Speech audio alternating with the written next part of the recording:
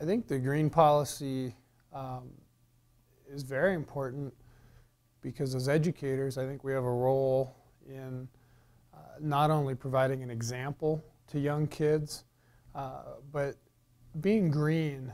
It seems like from going back when I was in school, 10, 20 years ago, it was this new thought process.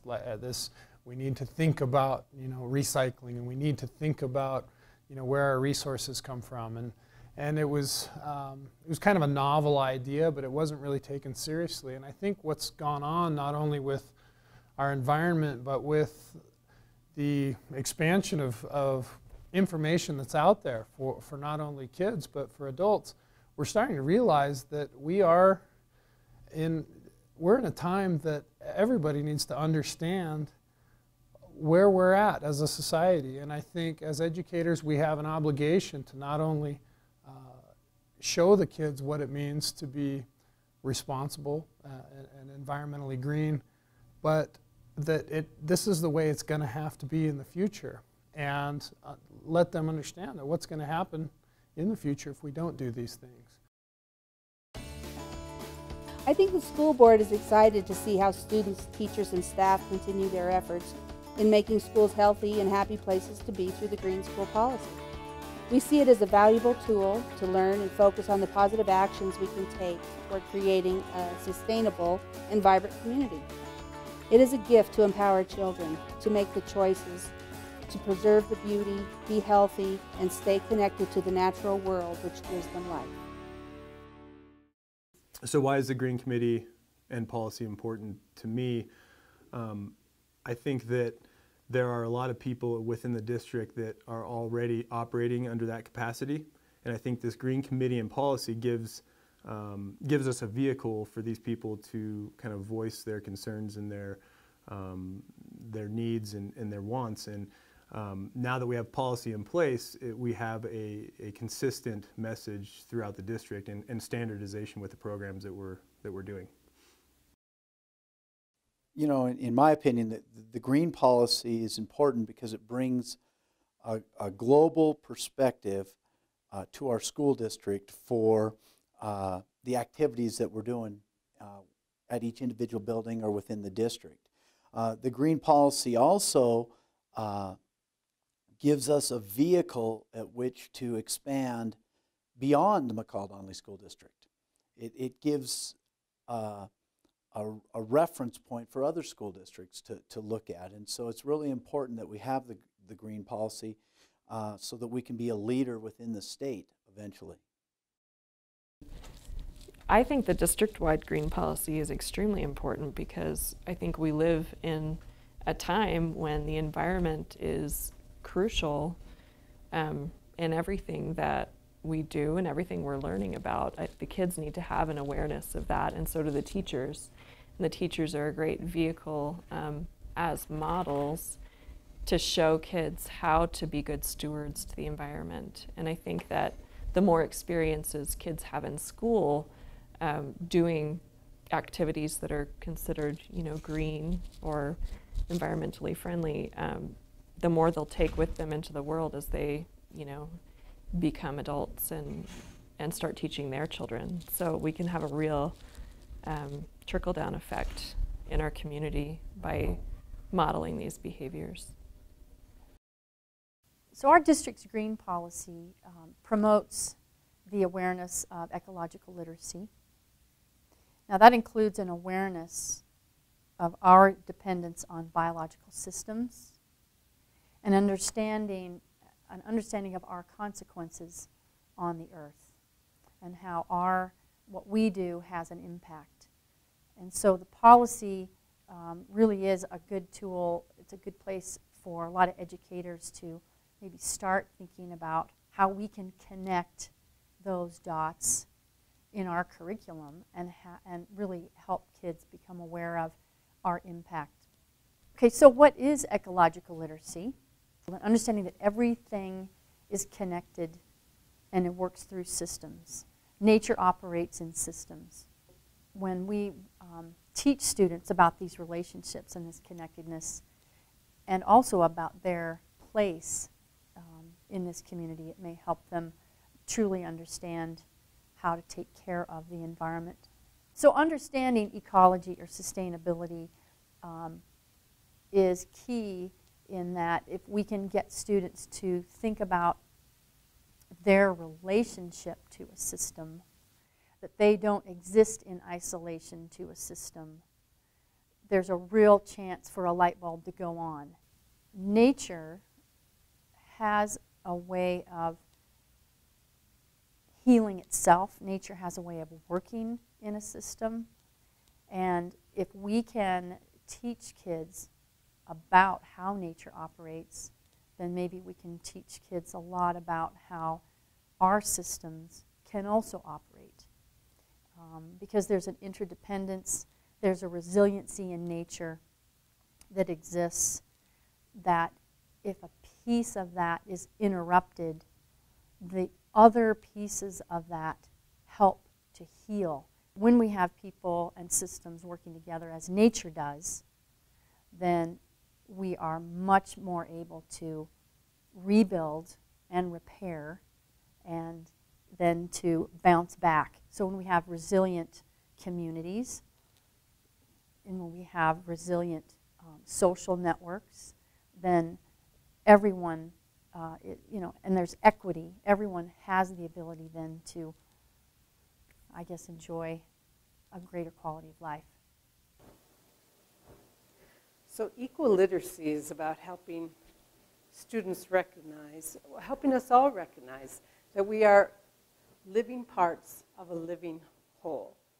So as educators, our job is to help students throughout their school career very gradually help them develop and grow outward in their affections for their schoolmates, for their fellow man, for the natural world, for the place they live in. Starting with their affection for their family and the natural world, school community, the town community, the ecosystem, the watershed, the bioregion, a gradual process of self-identification and understanding of this web of life that we all absolutely depend on and need to take care of.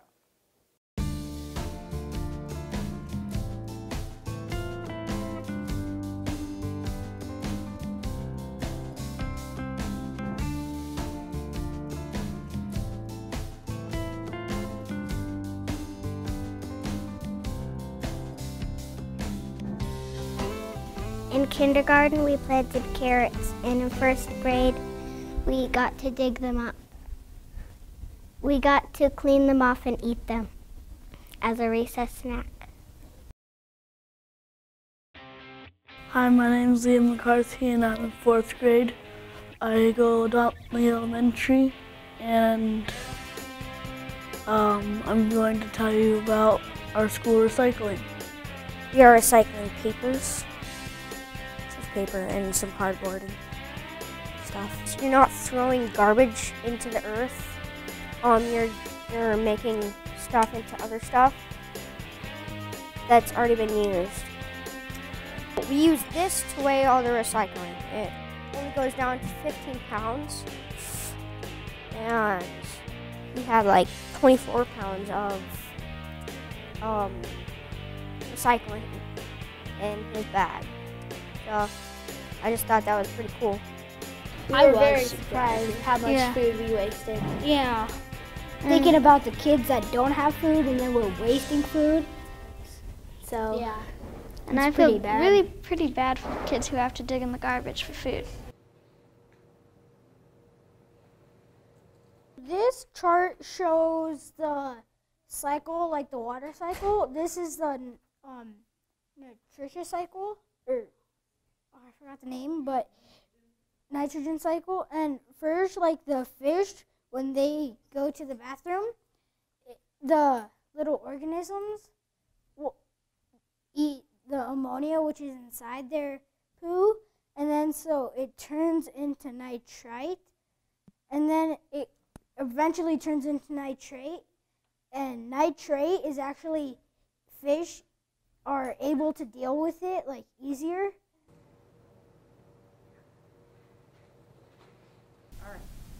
This is our model of our watershed in our hometown of McCall, Idaho. Basically, the water just drains into the Payette Lake and then runs to the North Fort Payette River. But this is where all the clean water goes. And I finally realized what pollute means. I used to think it was just a saying and that they're just like, oh, don't pollute. Well, now I realize that there's a true meaning behind that, and if we drink polluted water, we're just drinking pollutants. And it's really bad for you. Between building the fence for the chickens and actually having chickens, it's stuff that you can apply in real life, and I mean, you don't learn this in the classroom, so it's really a great experience to have had these chickens this year, and it's been a lot of fun. Mike, what do you got over there?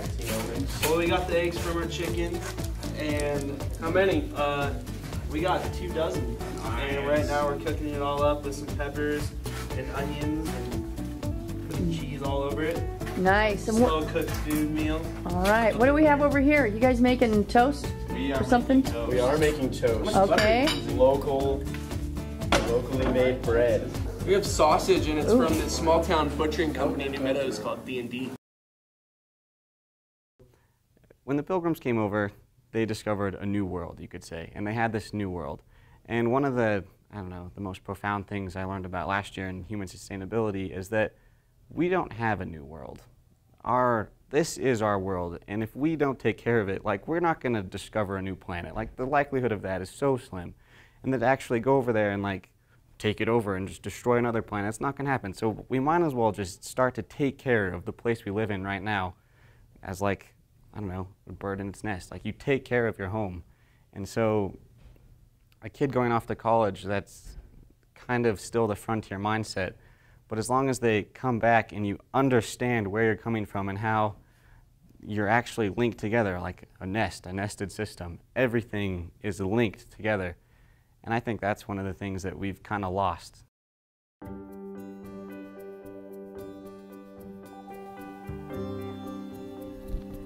It's like the quote from the poet Wilkie, where he says, I live my life in widening circles that slowly spread out across the world.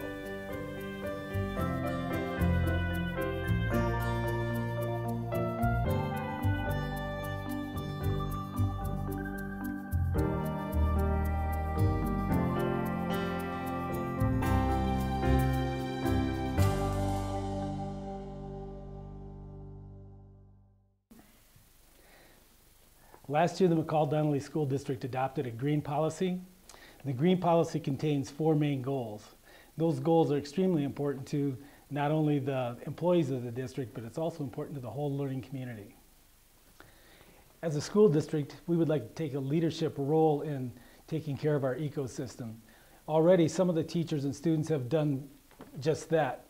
As you'll hear in this video, you'll see some of the projects that they're involved in and some of the leadership positions that teachers are taking and bringing students along and learning about our ecosystems.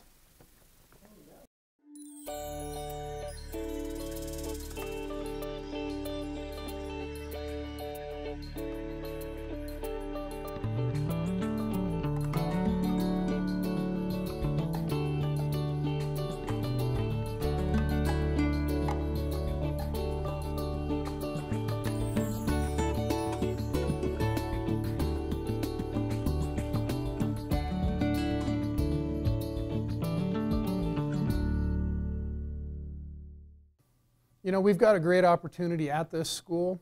Students and adults, we all have a choice as to how we're going to live our lives, whether we're going to throw things away, what we're going to buy, what cars we're going to drive.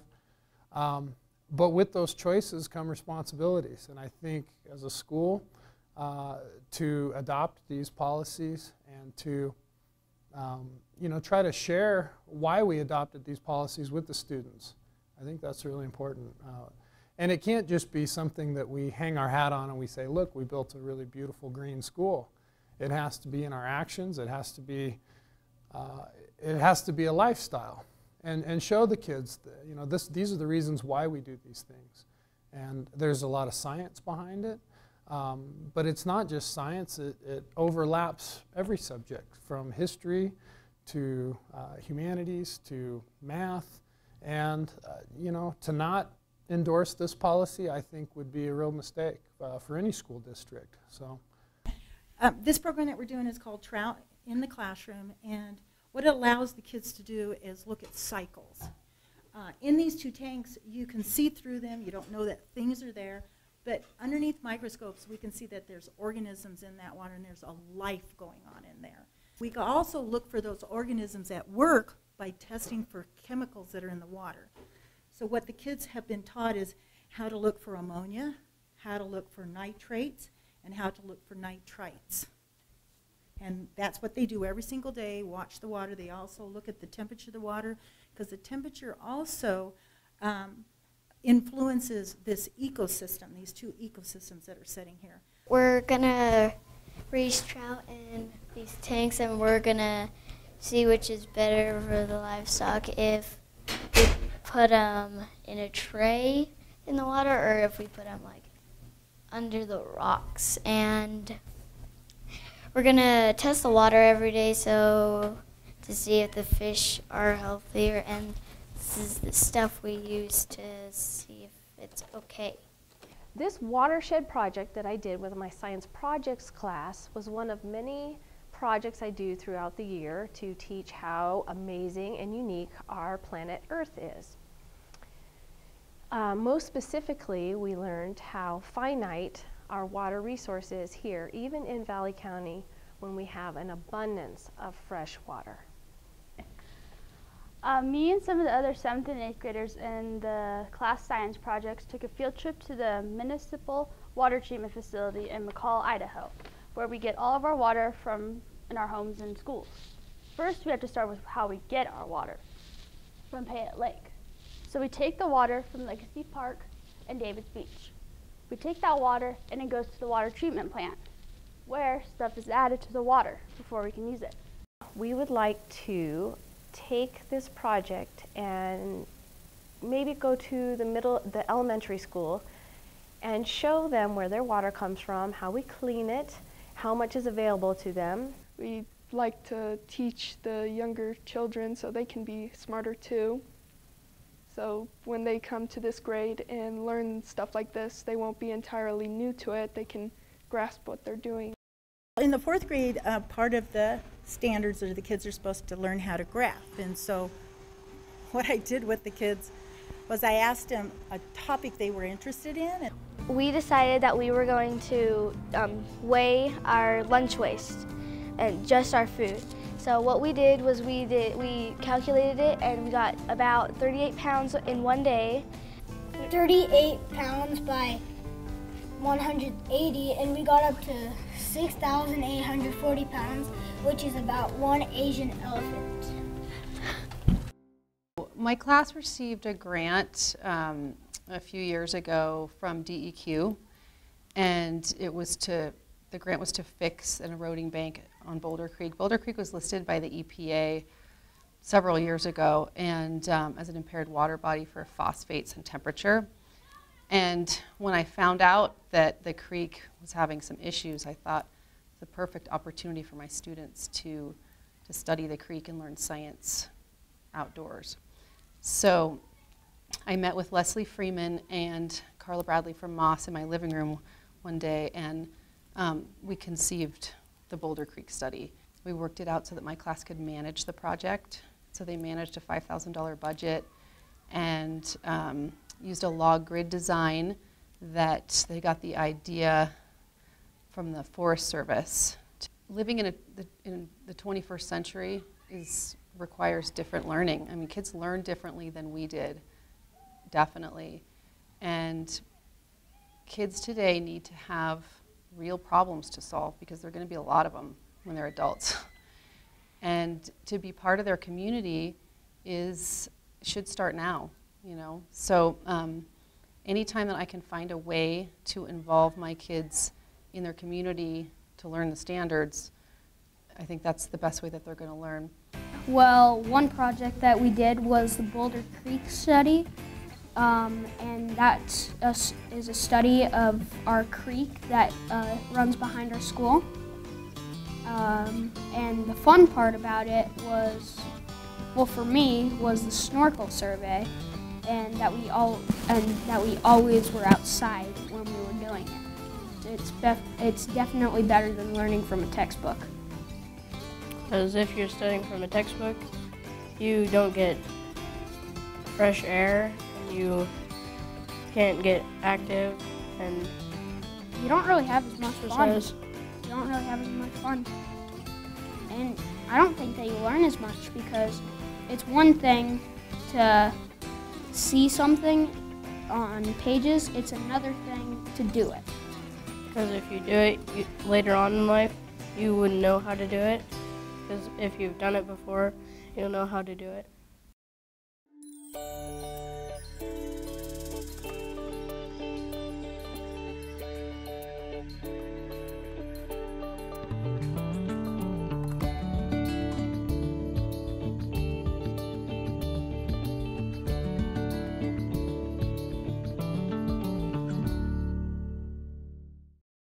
We started this committee 4 years ago, and this was the main focus the first year, was to get the pop machines out of the high school. We weren't able to get the pop machines out of the high school, but we were able to put other choices in there. The second year, what we mainly worked on was our food services. We took desserts out, we tried to lower the sugar, we only use whole wheat instead of white flour in our meals. We no longer serve desserts. And then, of course, we had the Healthy Choice salad bar. The third year of the committee, what we worked on was staff wellness. And we started with staff wellness because if our staff is healthy, that we can model behaviors for our students. What we are trying to do now is to stop relying on the subsidies that we get from the government. And that is where the Farm to School program is going to come in, where we will know exactly where our food is coming from. I think I'd seen a lot of gardening projects at different places here and in Canada and growing up, and I thought that it was a really beneficial experience for kids to be involved in gardening. And I think it's especially interesting here in this climate because it's more of a challenge and there are more factors to consider. So when I heard of this grant opportunity, I thought it would be perfect for our school to try to get involved with that. The idea is now that each grade level will have a bed, and the grade level, for example, in first grade, whatever the first graders plant, they'll harvest when they're in second grade, and so on, so that there's a learning continuum there. We each got to plant like 2 or 3 seeds. We got to stick our pointer finger down, and about halfway, and we sprinkled the seeds in, and then we got to cover it up. I think that it just sprouted roots, and then it started to grow as it got all the sun and all the water when it rained during the summer. Being a part of the remodel of the building and being a part of the new construction, there's a lot of green concepts in this building that most people really don't understand or even know that are there.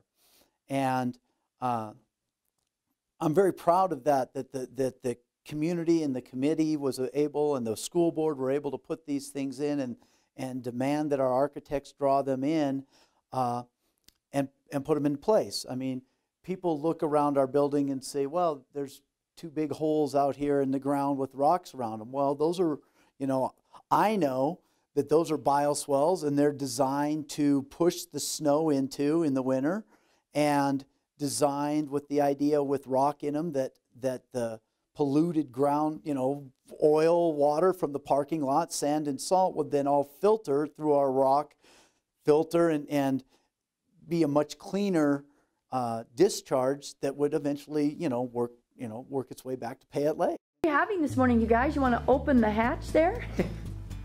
Whoa. And what is that? Sausage and eggs. And where are these items from? Our garden, our Well, the eggs are from our local chickens. Okay. And the toast is from Sun Valley, and the sausage is from the Meadows. Okay. And how about the milk? Did you guys happen to look at the milk, where it was from? From Buell, Idaho. Yes. The umbrella behind the green policy, or the green policy, gives us an umbrella for these hidden systems. And this is what is really exciting to me. It gives us an umbrella to unmask these hidden systems for our kids. As the next generation of students transfer into this building, then they have an opportunity to learn about the systems that we have, and then they become better educated about green themselves. And so the building itself eventually will become part of the curriculum as they move forward. You know, right now with kids, most of the kids that are here know, because they were in the old building and they were a part of the planning and the discussions. But as we start moving into the next generation of kids that don't even know the old building, the building itself will become part of the green curriculum. It will be a teaching facility itself.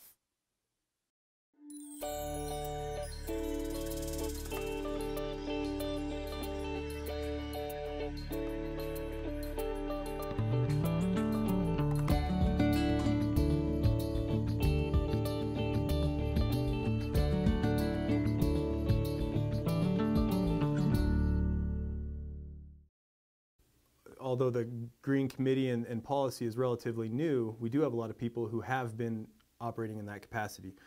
And I think over the last 5 years, the district has done a good job of sort of laying a foundation out that will allow us now to conserve resources, from direct digital controls on our heating and cooling systems to timed lighting controls, occupancy sensors, light fixture upgrades, low flow flush valves on toilets and urinals, to insulation upgrades. These are just a couple of areas where we've focused our energy on conservation efforts.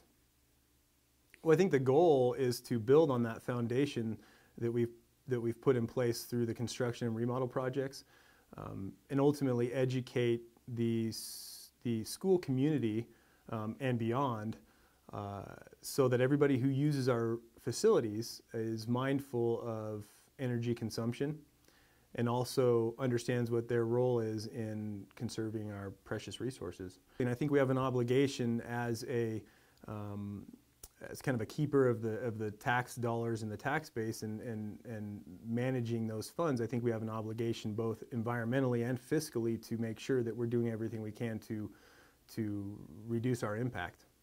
The occupancy sensors are a good example of technology that can be put to good use, but at the same time it's a good example of our dependence on technology. A lot of times people use the occupancy sensor as a fail-safe so that when they leave the classroom they rely on that sensor to shut the lights off when that could be a 15-minute interval, whereas if we were just to walk out the room and shut the light off, we're saving 15 minutes of energy, and if you do that across the board, we're saving quite a bit of energy every day. If people were trained, and that's part of the education component to this policy and to the committee is make sure that people understand that, make sure people understand how to operate within the confines of the conservation procedures we've already put in place. I have no doubt that in the future we'll see significant reduction in energy use, and a lot of times people tend to look at that savings in terms of dollars, which ultimately that is the end goal for the most part, or at least a tangible goal. But because of the way utilities are metered, the price per unit fluctuates. So really, what you need to look at is that usage, and I think just from our human interaction with the facilities and with the systems, we do have a lot of room to save, which is a good thing. I mean, we have a lot of education to provide, but we have a lot of savings, and I think ultimately that turns into dollar signs in the end. Dollars aside, the important thing is that we understand we're reducing our environmental impact as well, and that we're teaching these kids and our staff and everybody who occupies our buildings in a way that they can go out and they can educate people outside of their school life. And again, that's where our impact will be significant. Take the computers, for example. I mean, we have the computers, they're timed to go off every night at 9 o'clock, or I think, or 7 o'clock, which is great because then you get however many hours until they wake up in the morning and they come back on. So think about if every single, let's say there's 200 computers district-wide, just staff computers. If everybody just shut them off completely, that's going to be 200 times 4 extra hours that they would normally stay on. I mean, think about what you're saving on a daily. That's why I know we'll have significant savings.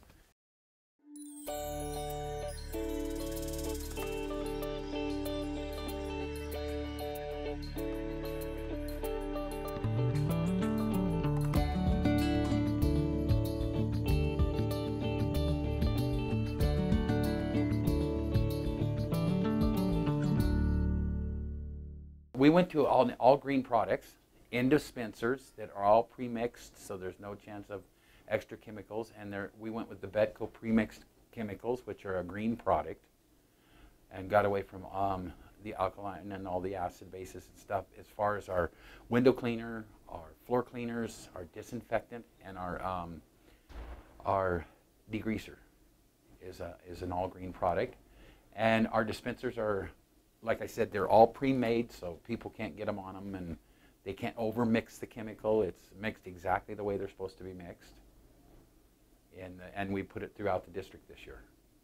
We really like the floors because of the simple fact, all we have to do is sweep them and scrub them with our battery-powered scrubbers, and we're done. There's no sealers, there's nothing on them. They're just and I'm not sure, but I've been told that they're a green product. They're out of recycled material, is what I was told. And they're a little more spendy, but the labor and the cost effectiveness and not having to put chemicals on them. We use a pH natural floor cleaner on it, which is good for the environment. My goal would be, the first thing I need to do is I need to educate our custodial crew on what green products and how to mix things and the way to use the products and stuff like that. I want to try to push forward and just keep eventually adding more green things, like we're using microfiber rags. A microfiber rag is made out of recycled plastics. When you're done with the microfiber rag, you can just throw it into your plastic recyclable bin. And they last 3 times as long as a regular standard cotton rag. You use no bleaches in them. You use very little cleaners to clean them with. And they will literally remove 99% of bacteria with very little chemical whatsoever. So it's it's wonderful. And so if it's non-toxic and is gentle to the environment, it's a plus for everything. And I would like to see us really push forward with the recycling and getting away from all the waste of the paper waste and using the computers more than no paper. I'd like to see us get rid of the dumpsters, and reuse everything. It's going to be a lot of work. It really is. But I think my grandkids will be very appreciative. I like that. I think one of the biggest things we've done to minimize toxins is implemented a fresh air system with our new mechanical systems. And these new systems are basically measured by a CO2 sensor, which lets the mechanical systems know when the air within the building space that we're conditioning gets to a point that it needs to be alleviated. Once the CO2 levels hit a high limit, fresh air is introduced, and basically all the toxins and bad air is eliminated through this system.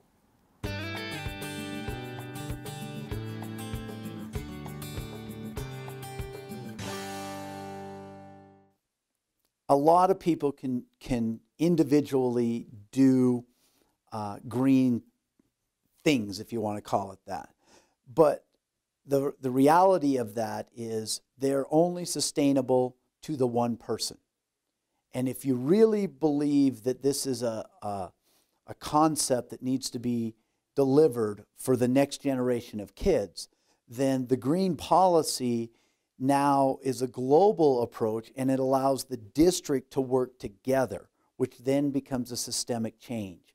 not just one teacher in the classroom doing a great project, but now it becomes, let's do things on a district-wide level, and the kids see it from year to year to year, which then, you know, becomes educated and ingrained in their being. This is what we do. Hi, I'm Mary Parker. I'm a senior at McCall Donnelly High School. And recently our journalism class was working on an issue, and the theme of our newspaper for that particular time period was bettering ourselves in the world.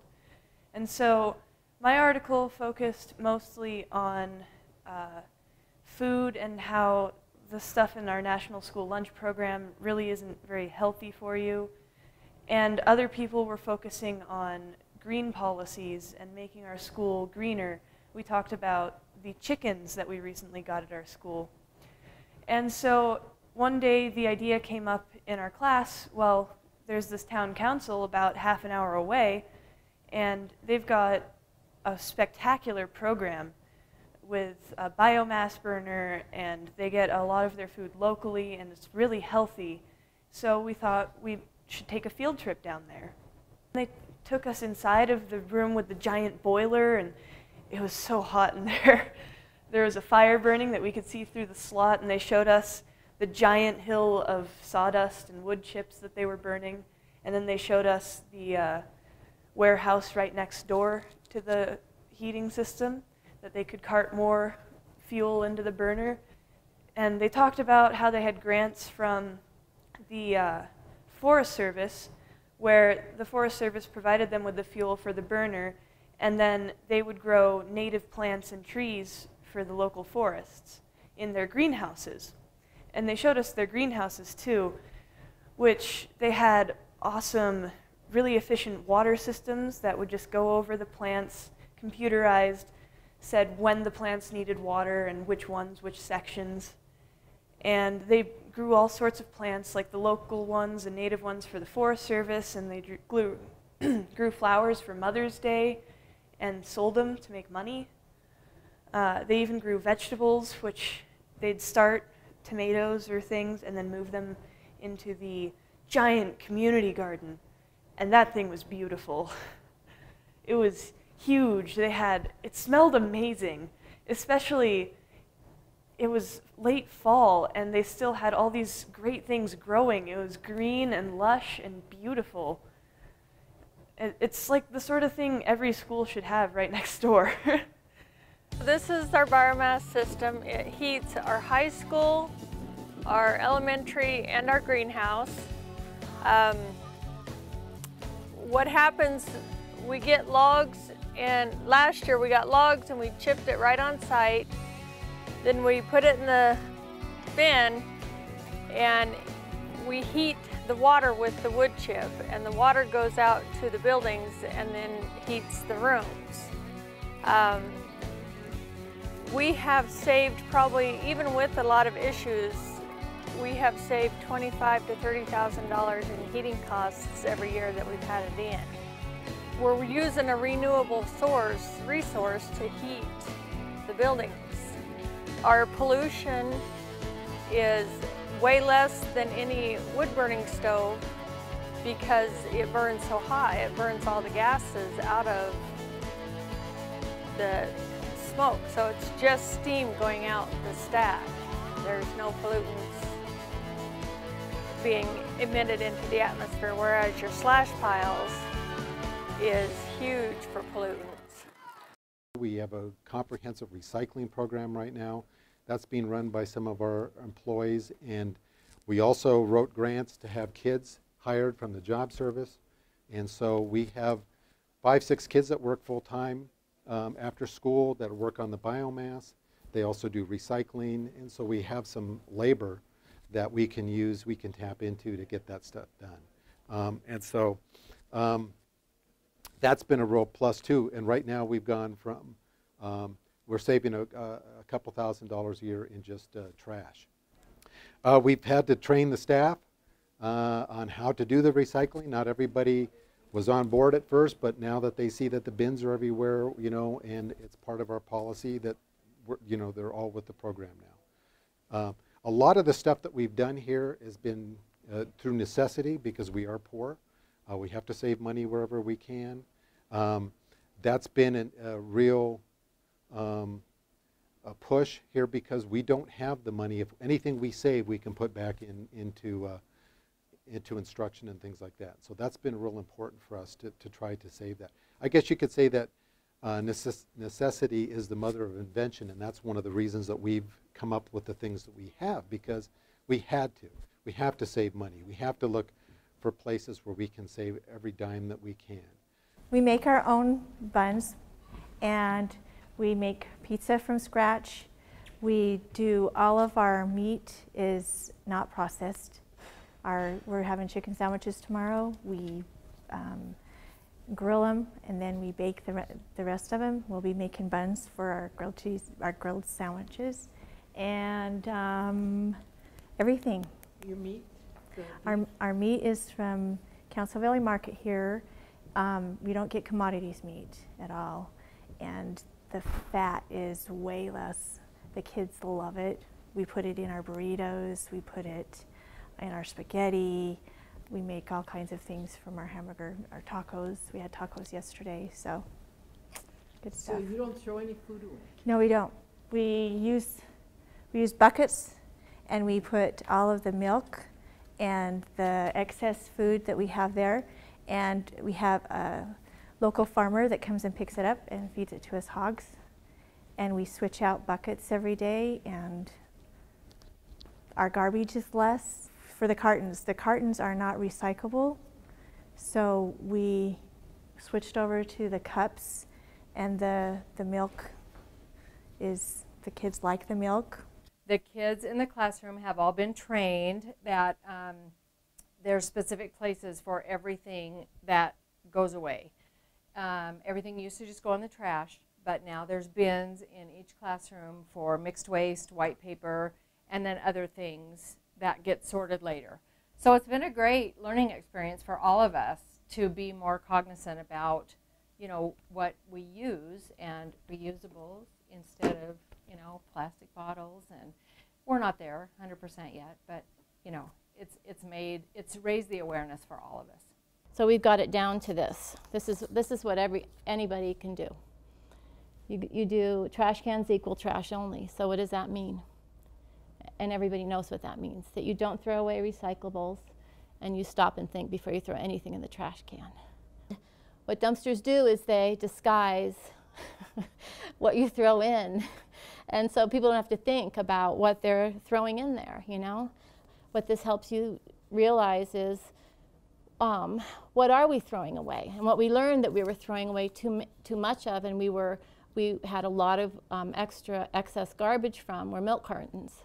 So we decided to come up with a solution for that, and because we couldn't get rid of our dumpsters if we produced too much trash to get rid of them. So we looked at what we were throwing away, and we found ways to eliminate that garbage. So now we have reusable cups and a milk dispenser.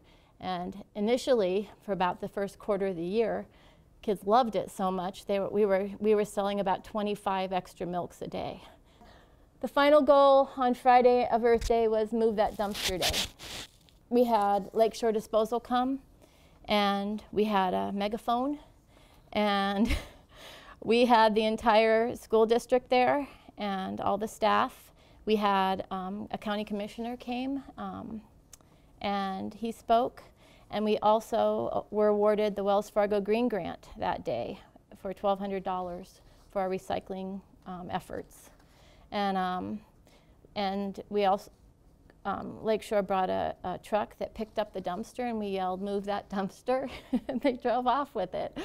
So that was very exciting, actually, because that started a whole process of everybody having to rethink what they're going to throw away, because all we have now are 2 of the tall green trash cans.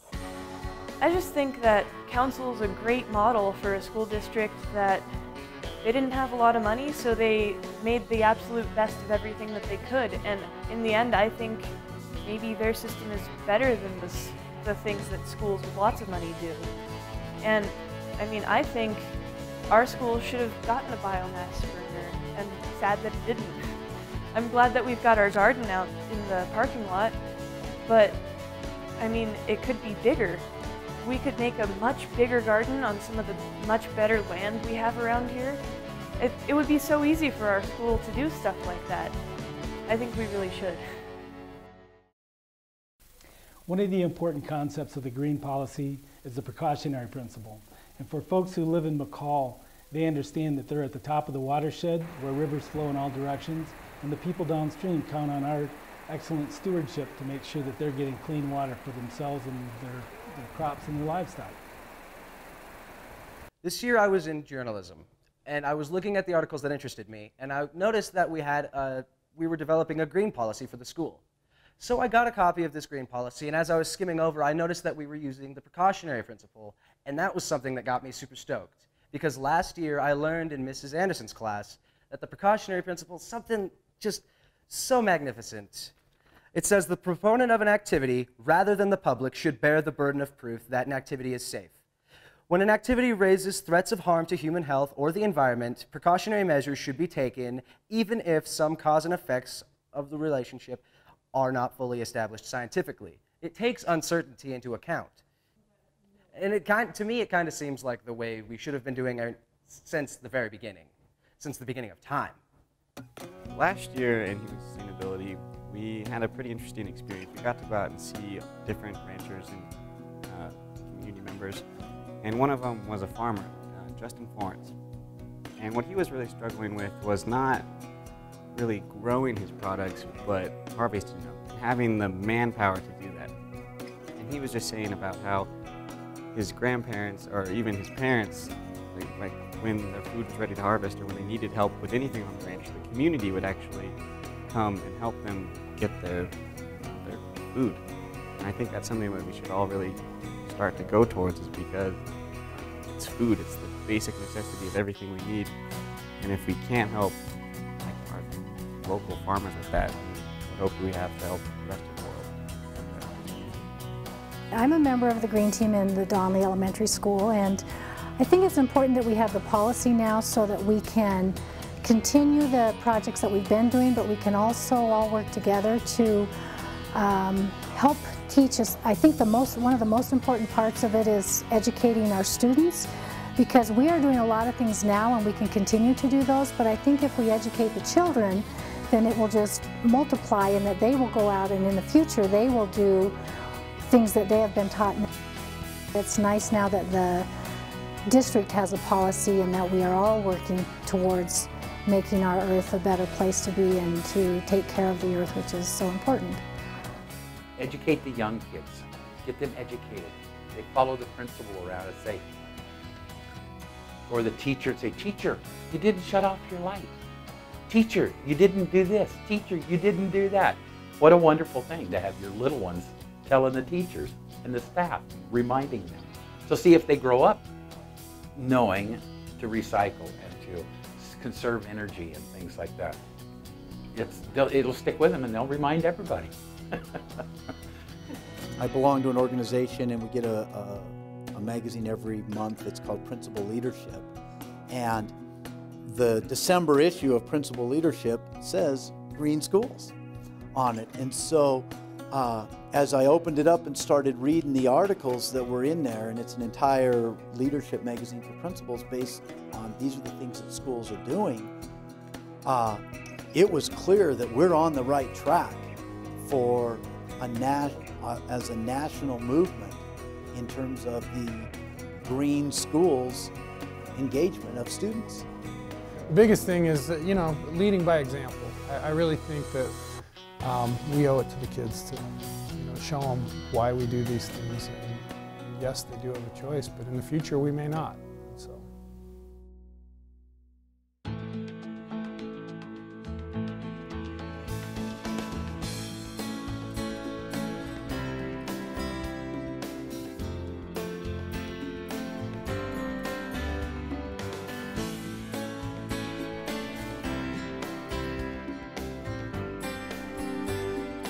Oh, the Zion West stuff? Okay. Let me hang on, okay. It was ourselves around the flow of the ecology and of everything around us. We should be flowing as one with it.